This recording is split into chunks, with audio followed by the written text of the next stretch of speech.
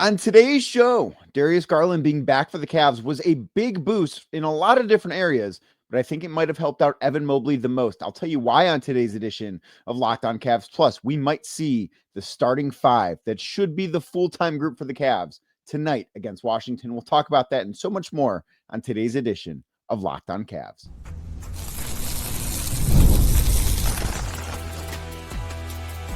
You are Locked On Cavs, your daily Cleveland Cavaliers podcast. Part of the Locked On Podcast Network, your team every day. Hi again, everybody. I'm Danny Cunningham, and I cover the Cleveland Cavaliers over at my Substack, The Inside Shot. And thank you for making today's edition of Locked On Cavs your first listen. And thank you to those of you everydayers that make Locked On Cavs your first listen every single day. You can find the show anywhere you get your podcasts, Apple, Spotify, or anywhere else. Please do us a favor and make sure you're subscribed to the show. Give us a 5-star rating and leave us a nice review. Tell a friend about the show as well. And if you're watching on YouTube, hit that thumbs up button as we get started. Click subscribe and hit that notification bell so you don't miss the latest Locked On Cavs content. Proud part of the Locked On Podcast Network, your team every day. And today's show brought to you by FanDuel. Right now, new FanDuel customers can bet just $5. If your first $5 bet wins, you will get $300 in bonus bets used all across the app. Head to FanDuel.com to get started today. The Cavaliers look great on Wednesday night on the offensive end of the floor. Went into that in great detail on yesterday's edition of the podcast, but I did a little bit of deeper digging into what actually happened on Wednesday. And of course, you know, the further you get removed from a game, the more information becomes available as tracking data, as some advanced numbers come out, and just things that I think can kind of tell a clearer version of the story of what happened on that end of the floor. Because Darius Garland being back for the Cavs, I don't think there's any debate to be had a big impact for Cleveland. Like the way that the ball moved offensively, I thought was much better. Their passing was up. Like they threw more passes in the game on Wednesday night against Philly than they have by average in the first 7 games in the season. So I thought there were a lot of things that, you know, were good signs coming out of that game. But I don't know that there was a better sign. And like, it's hard to say this knowing how great Donovan Mitchell is, but I think that's just Donovan Mitchell is great. Yes, Darius Garland made life, I think, for him a little bit easier in that game. But I think that has more to do with just Donovan Mitchell being a top 7, top 8 basketball player in the world right now. But I think one of the best signs to come out of Darius Garland's return was how comfortable Evan Mobley looked. And I know I talked about this a little bit at the end of the show yesterday, but I wanted to dive into it a little bit deeper once I had some more information available. So Mobley had, I thought, a great start to the game. His first quarter was fantastic. He didn't necessarily have the most complete game, but he didn't need to because of how good Donovan Mitchell was, and even to a different extent, how good Jarrett Allen was in that game. But I thought that this game on Wednesday night was the most comfortable that Evan Mobley has looked, maybe with the exception of the Toronto game. And I don't know if the Toronto game, he looked super comfortable, or if it was just, hey, there's not really anybody else. Like, I've got to go do this. I don't have much of a choice. And I think that played into it a little bit too on that. And that was obviously the best game that Mobley's had so far this year, was that game last Friday against the Raptors. But overall, I thought the comfort level from Evan looked different on Wednesday than it had at any point, whether he'd been playing well, whether he'd been playing not well, because not all these games have, I think it's fair to say Evan's season so far has been a bit of a mixed bag, but the comfort level was so much different on Wednesday against Philly. And I think Darius Garland had a lot to do with that. And Kenny Atkinson talked about Darius as an advantage creator. And I talked about this the other day too. And I think that not only does him being able to blow past his defender, which is sort of the way that Kenny quantifies that or defines it, not only does that make it so that Darius has an advantage himself, but in turn, it creates advantages for his teammates. And I think that Evan is maybe the guy that benefits the most from that. And it's not because he's getting better looks from beyond the arc. Like the threes that he hit were good looks, certainly, on Wednesday night. But I think one of the things that has been missing the most from the Cavs offense so far this year was how frequently defenses have been in motion against the Cavs. And what I mean by that is when the Cavs have somebody or somebodies that can really break down a defense, that can really attack off the dribble, that can get by their defender. And sometimes this is via the pick and roll. And, Evan is an okay screener. I think Jarrett is a better screener than Evan. And that is certainly always going to be part of the Cavs offense. But when you can do that on your own, the way that Darius Garland can, the way that Donovan Mitchell can, the way that those guys can, especially when they're together on the floor, I think it makes it even more lethal. That causes the opposing defense to have to rotate. It means that they have to cover for each other. They have to help off of certain defenders. And that's really when you start to see the basketball move around the floor. Like, go back and watch. And I put this specific play in my story from Thursday morning at the inside shot. The first 3-pointer that Darius Garland made, like, possessions like that one just didn't really exist prior to Garland being back. And maybe that's a little strong. Like, they did exist. They just didn't happen all that frequently. So how does this affect Evan Mobley? I think that Evan Mobley is at his best when two things are true offensively. I think one, it's when he is in motion when he gets the basketball. If he is moving towards the rim when he catches the ball, and I don't have like the ability to have tracking numbers from this. I would love if I could. But it feels like he's a much more efficient player when he is not standing still catching the basketball. It doesn't mean that he can't go out and score when he, catches the basketball at a standstill or at, no advantage over a defender. But he's so much better when he doesn't have to have the ball and then get going. When he can get going and then get the ball, I think he's a much more effective offensive player that way. And I think that Darius Garland, his ability to break down defenses has been able to help put, and this is obviously a one-game sample size this year, but we have a gigantic sample size of this happening last year.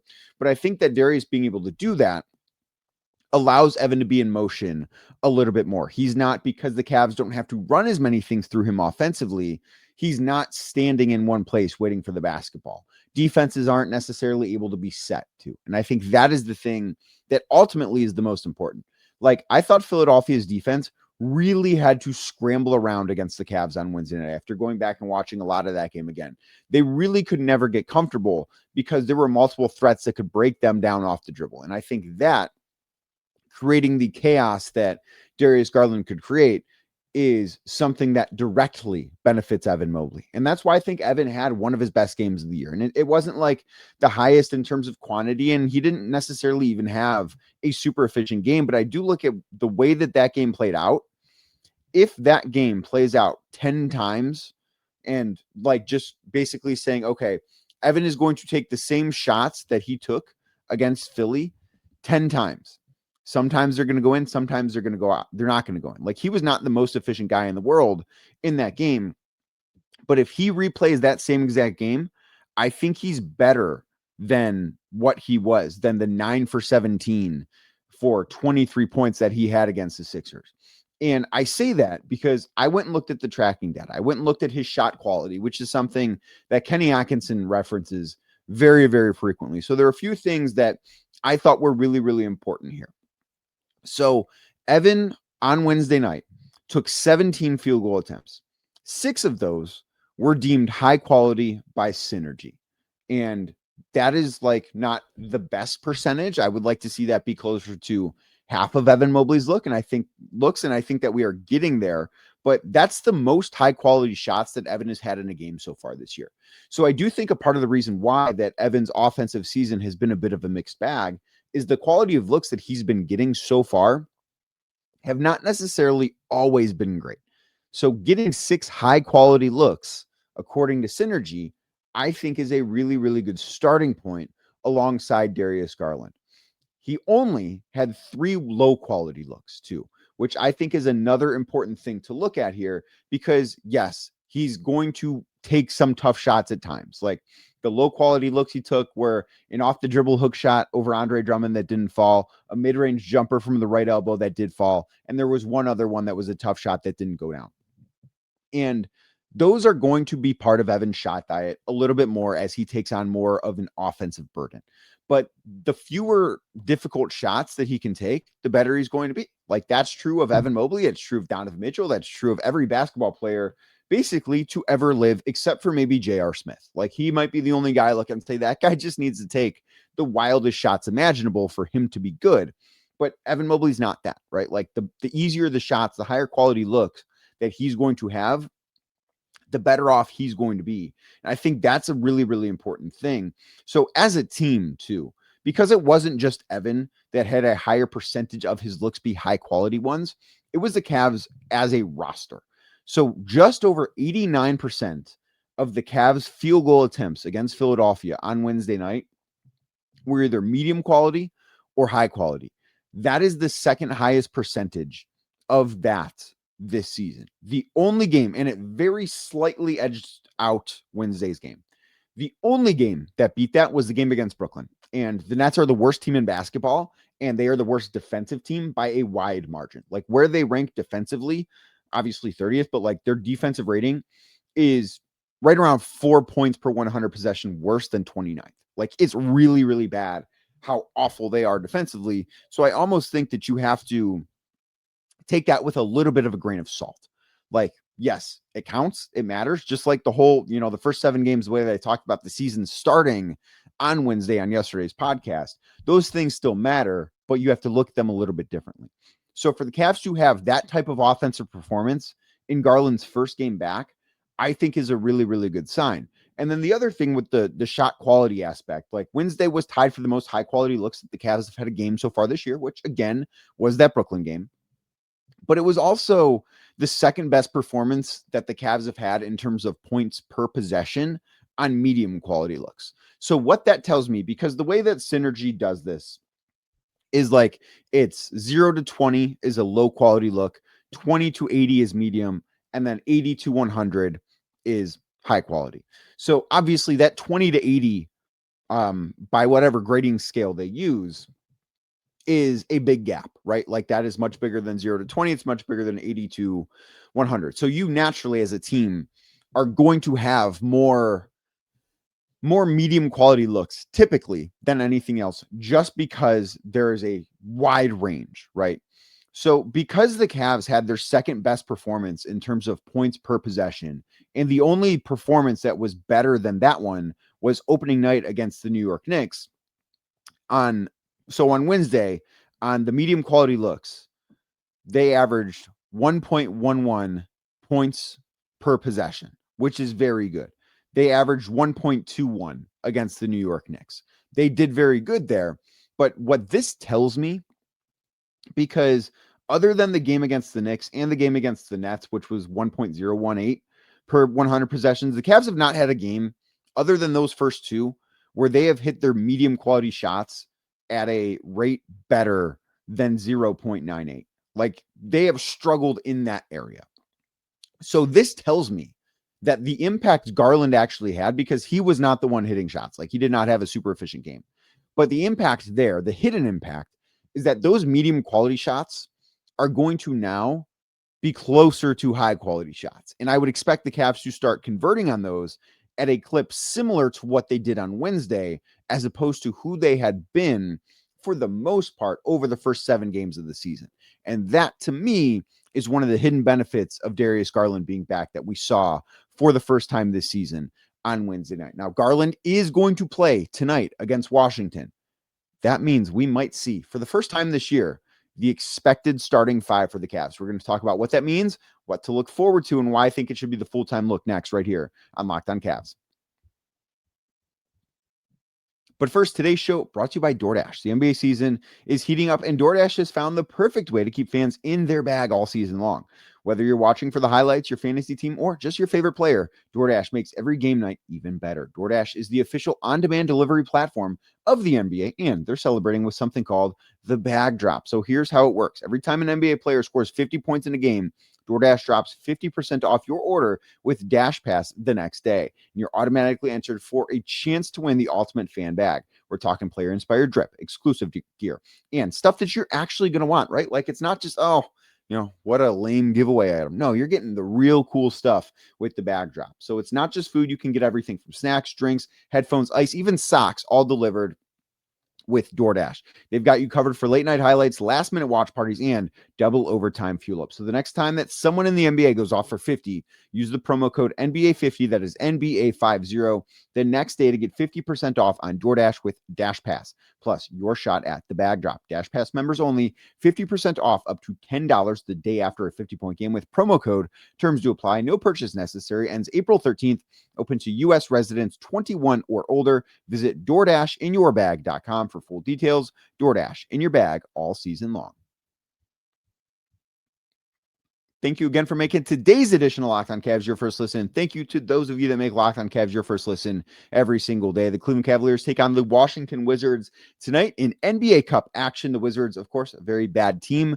Don't necessarily want to do a game preview or anything here, but the Cavs should be able to win this game. Like, this is a game that you look at and just look at the schedule and say, yes, expect the Cavs to look good, expect them to do whatever they want.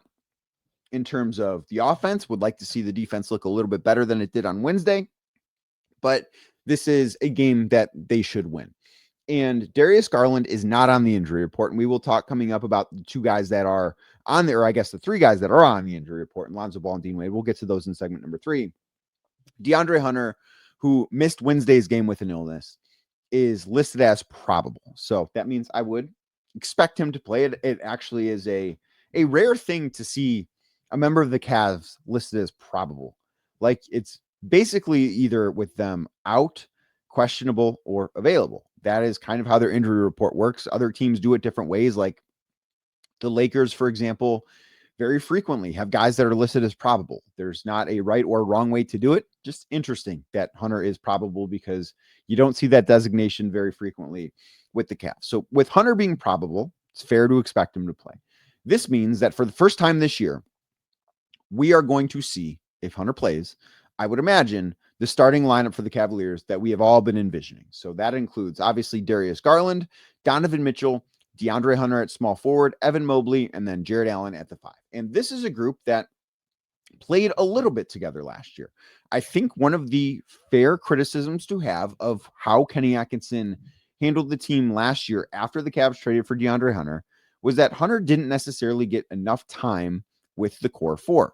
And part of that was, I do think that when you bring somebody over in the middle of the season, the way that the Cavs did with DeAndre Hunter, it can be a really challenging thing to try and make that work, right? Like, it's a guy coming into a new situation, and that is a tough thing to ask, especially when you go from a place in Atlanta where the Hawks were fighting for a play-in spot essentially throughout the entire course of the season, to Cleveland, where now it's, we are trying to win the championship. Like, that is a very, very big change. And asking a guy to adjust to his new surroundings and be in the starting lineup and just shift that much, I think is something that is a little unfair. And I don't think is not necessarily even unfair to DeAndre, but unfair to the team. Like, I think it was best that he came off the bench last year. So that meant that the time he spent with Garland, Mitchell, Mobley, and Allen was limited. According to Cleaning the Glass last year, that group only played 73 possessions total. Now, you think back to the very first game that DeAndre Hunter played with the Cavs was at home against the Minnesota Timberwolves. It was a few days after the trade deadline, and he started because Max Strus was out. So he was the starting small forward, and it was this starting group, and the Cavs got off to a 16-0, I believe it was, start in that game. But that was one of the only times we really saw that group together. But in the limited sample size it had, that group was fantastic. They had a net rating, again, very small sample size, only 73 possessions. So it's not as if this is, something written in pen that it will be great. This is not a permanent great thing. It is something that for a small time last year was great. But in those 73 possessions, the Cavs had a net rating of plus 28.8. They absolutely throttled teams. That is, as you would imagine, in the 100th percentile. The Cavs defensively with that group had a defensive rating of 101.4, which you bet would be the best in the NBA last season. Offensively, that group had an offensive rating of 130.1, which, yes, would have been the best mark in the NBA last season. Is it fair to expect them to come out of the gates and immediately look like that with this group? No, of course not. It's not fair to expect that in November, but I think that those numbers highlight what's possible. Those numbers are why I have thought the whole time, not last year, because I understood why he didn't start last year, and I actually do agree with that. But it's why I think that this year, once this starting group starts to play together, this is what it needs to be, because this is the starting five that has the highest potential for the Cavaliers. Jalen Tyson has done a great job so far this year, but I like Jalen Tyson a little bit more coming off the bench as a energy guy that can be that seventh man, that maybe first wing off the bench. I like Max Strus a lot as a connector when he gets healthy, because we're not going to see him until January. I like him in a lot of different roles, but I don't think he's one of the five best players on the Cavs. I think the five best players on the Cavs are Darius Garland, Donovan Mitchell, DeAndre Hunter, Evan Mobley, and Jarrett Allen. Now, of course, not in that order, but that is who I think the five best players on the Cavs are. And I think that the Cavs would be better off if the five best players for them played together more frequently than they did last year. So I do think that this is what the starting lineup should be full-time. I think this is what it will be full-time. And I think on Friday night, we're going to get our first glimpse of it.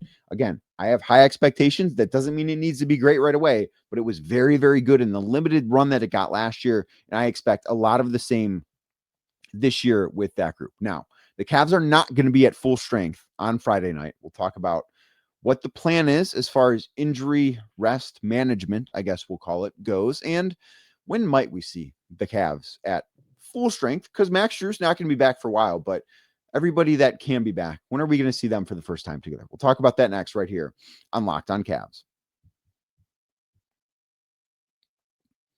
But first, today's show is brought to you by FanDuel. The NBA is back, and there's no better place to get in on the action than with FanDuel, the official sports betting partner of the NBA. Even if you miss the start of the game, or if you want to just ride the hot hand, FanDuel has live bets on everything from who will score next to fourth quarter comebacks. Plus, you can even combine your live bets into a same-game parlay for your chance at an even bigger payout. Thursday Night Football, didn't watch it. Denver won. Don't know if they covered. Didn't watch because I heard it was a terrible game. But we are going to look at the Cleveland Cavaliers for tonight because it's the NBA Cup. Catch the fever. The Cavs on the road, 13.5-point favorites against the Washington Wizards, who, as I mentioned, are very much not a good basketball team. The Cavs are the biggest favorites in the NBA on Friday night. 13.5 is a lot of points, but I do think that this is a game that the Cavs are going to win. And if you're new to FanDuel, you can win too, because if you place a $5 bet and if it wins, $300 in bonus bets are yours. That's right. New customers, $300 in bonus bets when you win your first $5 bet. So head to FanDuel.com. That is FanDuel.com to sign up and play your game with FanDuel, the official sports betting partner of the NBA. Today's show is also brought to you by Prize Picks. You and I make decisions every single day. All the days we make decisions. But on Prize Picks, being right with those decisions can get you paid. Don't miss any of the excitement of this sports season, because whether you're following the NFL, the NBA, both, maybe hockey too, there's a lot going on right now. There's no better time to jump in on the action with Prize Picks. If you haven't tried it yet, Prize Picks, the simplest way to play. Just pick more or less on at least two player stats. And if you get them right, you win. It takes less than 60 seconds to make your lineup, and you can play anywhere Prize Picks operates, including California, Texas, and Georgia. Prize Picks can be fun both on football Sundays and NBA game days, which obviously are every single day. You can pick your favorite players. Maybe you're a Patrick Mahomes guy. Maybe you're a Lamar Jackson type of person. I don't know who you like, but you can pick them to go over their total, and you can win with Prize Picks. So download the Prize Picks app today and use code LOCKEDONNBA. That is LOCKEDON NBA to get $50 in lineups after you play your first $5 lineup. Again, code LOCKEDONNBA for $50 in lineups after your first $5 lineup. Prize Picks. It's good to be right. Thank you again for making today's edition of Locked On Cavs your first watch on YouTube. And if you are watching right now, hit that thumbs up button for us. Click subscribe and hit that notification bell so you don't miss the latest Locked On Cavs content. And the Cavs, as I mentioned, are back in action tonight, taking on the Washington Wizards. They will be without Lonzo Ball, who is out with injury management, and Dean Wade, who is missing the game because of an eye contusion. Let's start with Wade here. So after the game on Wednesday night, Kenny Atkinson said that Dean Wade had avoided any structural damage to his eye, like no issues with his cornea, nothing like that. Obviously, that is always the concern when something like that happens. And The fact that he's listed with an eye contusion as opposed to some other type of eye injury is a good sign. Now, I don't know how long Dean Wade's going to be back. I would imagine, considering that he avoided eye damage, according to Atkinson on Wednesday night, I would think this is not going to be a very long absence. Maybe he plays on Saturday against the Bulls. Maybe he returns on Monday against Miami. Maybe it's Wednesday against Miami, but I wouldn't anticipate this being a week's thing. I would imagine this is closer to a few days for Dean Wade that he has to miss, if anything, past Friday night. Lonzo Ball is not playing in back-to-backs at the start of this season, and this is no surprise. Like, this has been talked about for basically the entire time Ball has been a member of the Cavaliers organization. What is always going to be interesting to me, as long as this is going on, and maybe it does happen throughout the course of the year, I would probably bet on that being the case, is which end of the back-to-back the Cavs pick for Lonzo to play, which end he sits. Like last time he played in the home opener against the Milwaukee Bucks, which, given that it was the home opener, I thought made sense. And then he sat on the back end of the back-to-back against the Detroit Pistons. This time he is sitting in a game that I guess technically is more important against the Washington Wizards because it is an NBA Cup game. That is, I guess, like, for that to be true, you have to buy into the NBA Cup as being an important thing, which I do think the Cavs care about. I don't think it's like a above all else succeed in the cup type of situation, but I do think they care about it. So it is interesting to me that that is the game that he's sitting. But I also look at it in the other way and say, well, his former team's coming to town in the Chicago Bulls on Saturday. That is a bigger game in the standings because the Bulls right now have the top record in the Eastern Conference. And I would be very, very surprised if the Cavs are fighting with the Bulls for playoff positioning. I don't necessarily believe that what Chicago has done so far is super real. The same way I don't necessarily believe that what the Sixers have done so far is all that real. Like, I'm not saying that they're a bad team. They'll probably be a little bit better than I expected, but I would expect the Cavs to be fighting for the 1 seed at the end of the year. I wouldn't expect the Bulls to be there. So that is a bigger game. And it also makes me wonder, because I've not heard one way or another on Darius Garland's availability in back-to-backs as he continues his process of like getting fully back into form. But the way I look at things is this is not just a back-to-back. I don't think that with Garland returning, it doesn't make sense to me to have him play 3 games in 4 nights right off the rip. And that's what this would be. So Darius is playing against Washington on Friday. I would guess that he does not play on Saturday, that he's held out for injury management on Saturday, which then gets us to the potential first time that we could see the fully healthy, in quotation marks, the fully healthy Cavaliers, because Max Strus will not be back until, I'm going to keep saying January until I hear otherwise. But everyone else potentially on Monday could be available. Right? As long as nothing happens tonight or tomorrow, everyone else, if Dean Wade is back, Lonzo Ball will not be sitting that game, I wouldn't imagine.